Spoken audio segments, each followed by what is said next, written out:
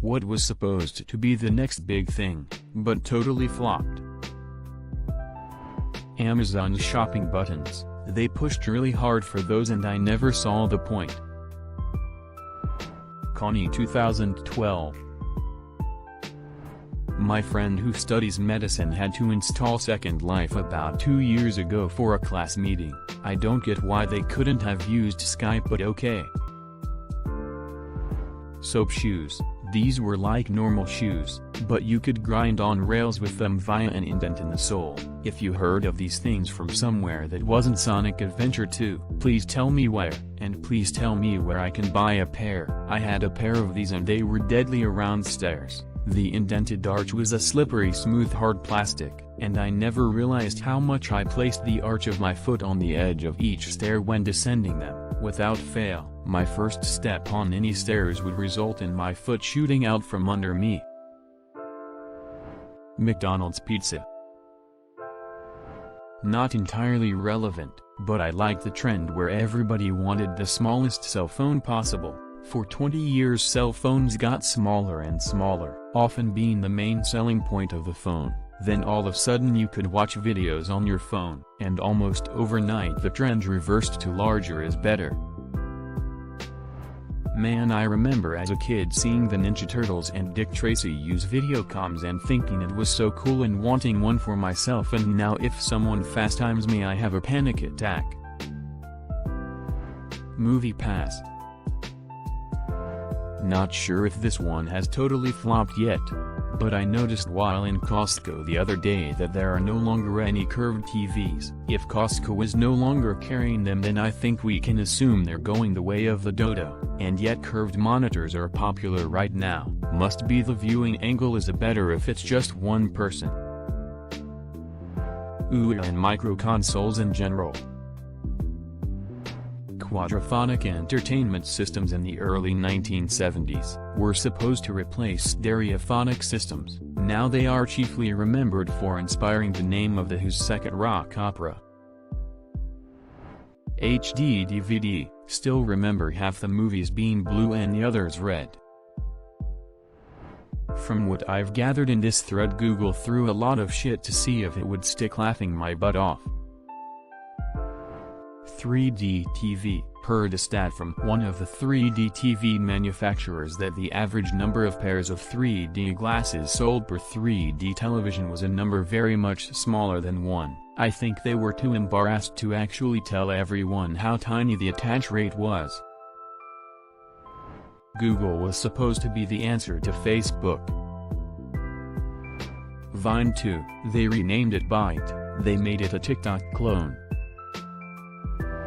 This one might be a bit obscure just because I've only ever met one other person familiar with it, but Google's Project Era modular smartphone was looking like it could have been the end-all be-all of smartphones, based off the PhoneBlock's idea of having a Lego-like hot swappable module phone. The idea was that you could switch out any components of the phone on the fly: camera, fingerprint scanner, even different quality screens. Conceptually, it really looked like it could take over the phone market, as it would lead to people not having to buy whole new phones anymore, but rather replacement or upgraded parts to a phone they already liked, thereby reducing costs and increasing utility. You don't want a phone with 5 cameras that inflate the cost unnecessarily. Just buy a 1-camera module. You want a 1440p Super AMOLED screen to replace your 720p regular screen.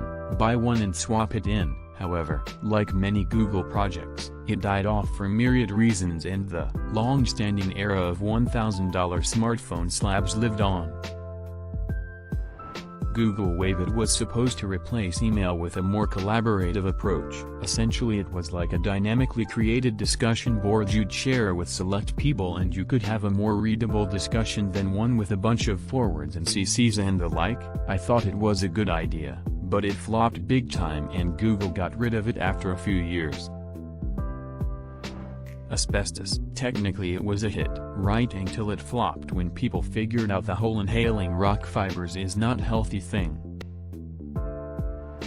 That streaming service that lasted like 2 months, Quibi or Quibi I think, Even bad timing aside, a mobile-based streaming service at a time when no one could really leave their house. The marketing was just horrible. I saw ads for it for nearly a week before I realized it was a new video streaming service, and by that point was so annoyed by the ads, untrusting everything, I didn't care at all, just out of spite. Also, I mean, it was just YouTube you have to pay for and got worse content.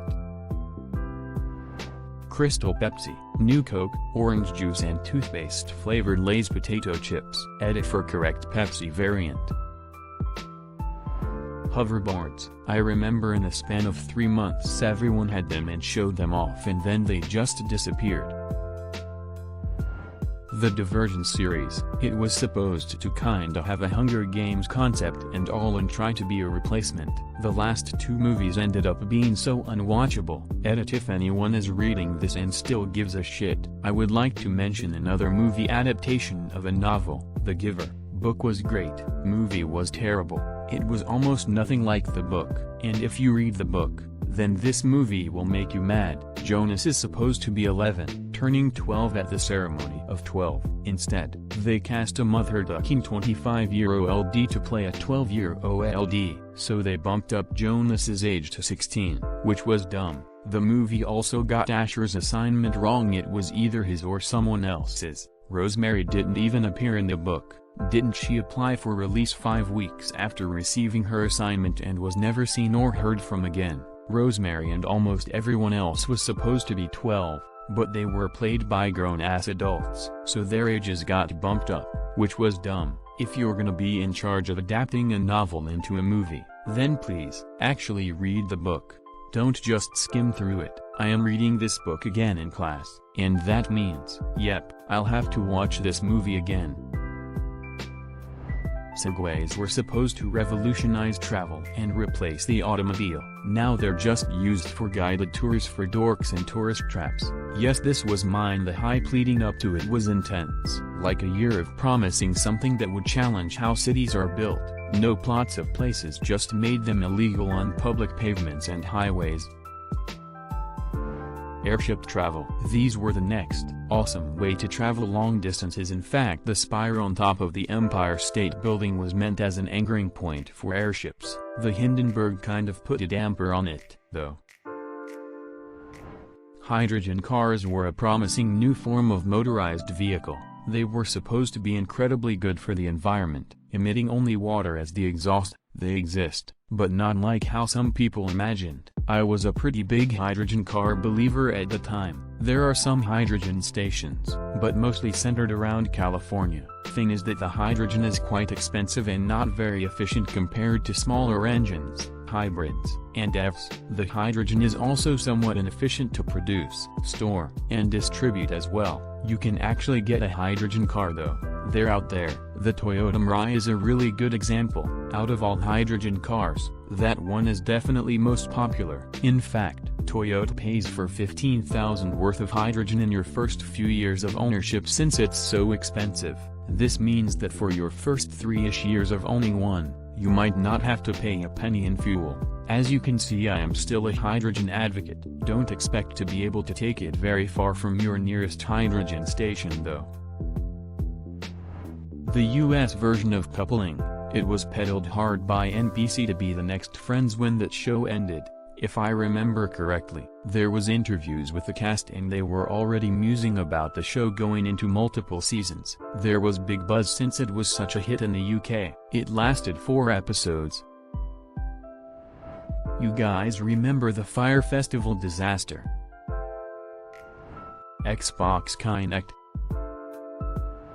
Advanced photo system, meant to mitigate some issues of traditional analog cameras. It had enough problems of its own that it could have likely failed anyway, but starting it at a time when digital cameras already improved sealed its fate.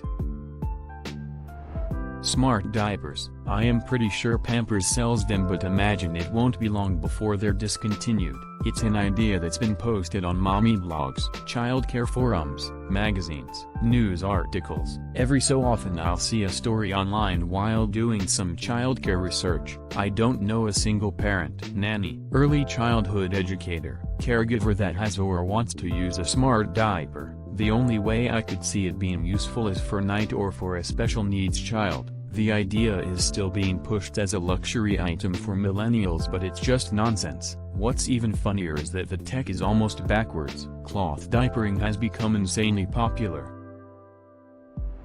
Consider subscribing if you enjoyed this video and if you want to see more of Reddit Universe.